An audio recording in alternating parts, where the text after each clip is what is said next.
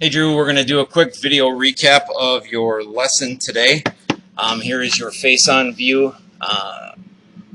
One of the first few swings of the day, actually after you were warmed up.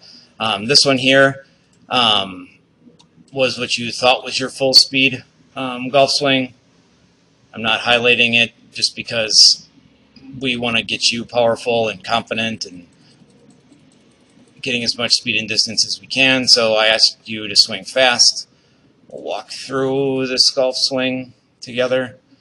Talked about it before. A lot of lateral movement. Again, I drew it in red by accident, but this would normally be a no-no, and I would circle it in red. This right hip leaking past this red line. So there's movement in the hips working in a bad way, this way, away from target. We want to curl or turn as we take the club away. You can see how far your head or your spine has moved off that line. This line, I'm sorry.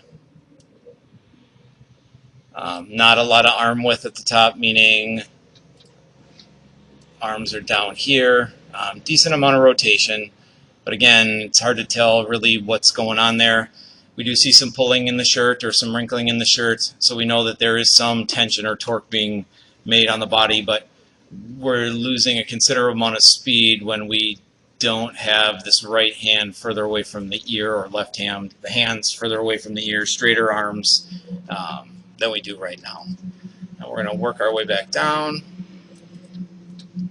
Again, I told you before, I don't hate at all how you get the golf club down until about right here. When you went fast, you start throwing loft at it, and I explained that spin loft measurement from the club fitting world. It's just a loss of power when you start adding loft to a golf club through the impact. And then, again, here's that lack of extension. I'd like to see those arms. Oh, man. If I use the correct color, those arms straighter and extending power down the target line, club head, or club in that area, rather than this broken down kind of down and around, close hands to body through impact type look. I asked about physical limitations, if you had some shoulders issues or whatnot, and you said no, so that's why I'm kind of picking on you in that extension part of the golf swing. Here's the down the line version. Again, this is the slow version. This is the fast version.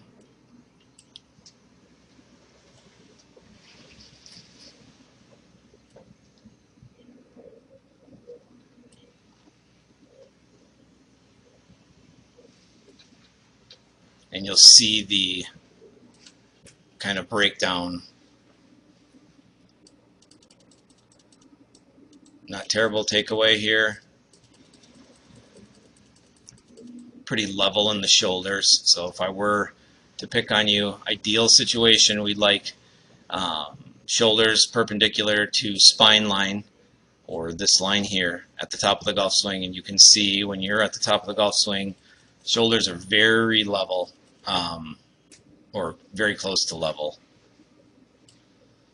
And that's going to make for the hands in a normal situation or a typical situation when people get level, it creates an over the top or throwing of the hands out above this top line, and a real loss of power. You get those hands in the slot and turning, but you turn well through impact. Most people don't.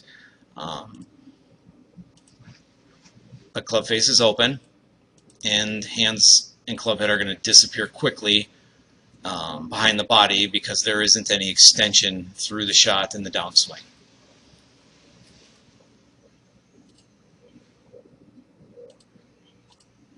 Then